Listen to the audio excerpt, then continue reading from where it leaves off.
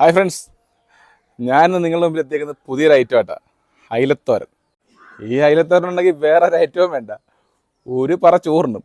ഇപ്പം നിങ്ങൾ ആദ്യം ചെയ്യേണ്ടത് ഇത് സബ്സ്ക്രൈബ് ചെയ്യണം, പിന്നെ ബെല്ലൈക്കൺ അമർത്തണം, ലൈക്ക് ചെയ്യണം, പിന്നെ ഇത് വെച്ച് നോക്കി ഇഷ്ടപ്പെട്ട കമൻറ്റ് ചെയ്യണം. എന്നാൽ പോയാലോ, ബാ. നമ്മളിതിനായിട്ട് 3 അയില എടുത്ത് 4 മേടിച്ചെങ്കിൽ 3 എടുത്തോളൂ. അയിലെല്ലാം കഴുകി വൃത്തിയാക്കി അമ്മ ഇപ്പം തരും. പെങ്ങളാണ് അതിൽ തോരൻ വെക്കുന്നത്. മഞ്ഞൾപ്പൊടിയും ഉപ്പും ഇട്ട് തിളപ്പിക്കണം. ഇച്ചിരി വെള്ളത്തിൽ, ഒത്തിരി വെള്ളം വേണ്ട, ശകലം വെള്ളത്തിൽ ഇത് വേവാൻ വേണ്ടി. തേങ്ങ ചെരുകി വെച്ചിട്ടുണ്ട്. തേങ്ങയും മഞ്ഞൾപ്പൊടി, മല്ലിപ്പൊടി, ഇച്ചിരി മുളക് പൊടി, 4 കൊച്ചുള്ളി ഇതിനായിട്ട് നമ്മൾ അരയ്ക്കാൻ വേണ്ടി. അരപ്പെന്ന് പറയുമ്പോൾ ഒത്തിരി അങ്ങ് പേസ്റ്റ് ആക്കരുത്, ചെറിയ തോരൻ പരുവം അങ്ങനെ ആവുള്ളൂ.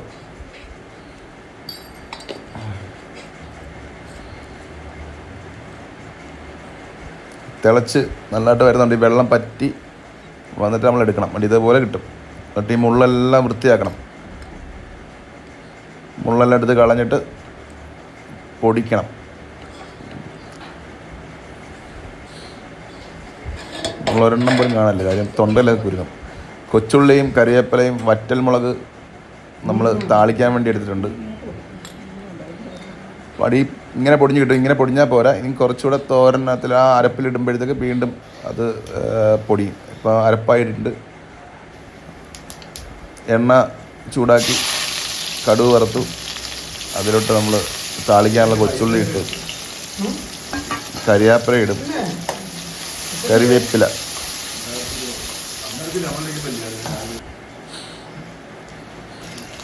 കറിവേപ്പിലയും വറ്റൽമുളക് ഇട്ടു. ചെറിയൊരു ഒന്ന് മൂത്ത പരുവായപ്പം നമ്മളതിലോട്ട് അരപ്പിട്ടു. അരപ്പിട്ട് ചെറുതായിട്ടൊന്ന് അതുകൂടെ ഒന്ന് മൂപ്പിക്കണം. എണ്ണയൊക്കെ അതിലോട്ടൊന്ന് പിടിച്ച് ഡ്രൈ പരുവായി വരുമ്പം ശകലം ഉപ്പിട്ട്, അരപ്പിൽ ഉപ്പിട്ട് ഇതിലിട്ട് ശ്രദ്ധിക്കണം, ഉപ്പ് കൂടിപ്പോകരുത്. ഏതെങ്കിലും ഒന്നിലിട്ടാൽ മതി, 2 അപ്പോൾ അതനുസരിച്ച് ഇടാവുള്ളൂ ഉപ്പിടുമ്പം.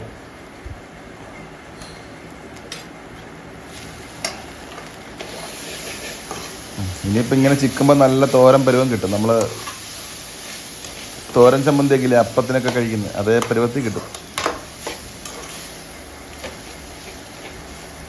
നല്ലതായിട്ട് ചിക്കി കൊടുക്കണം. തോരനായിട്ടുണ്ട്, നോക്കിയാലോ.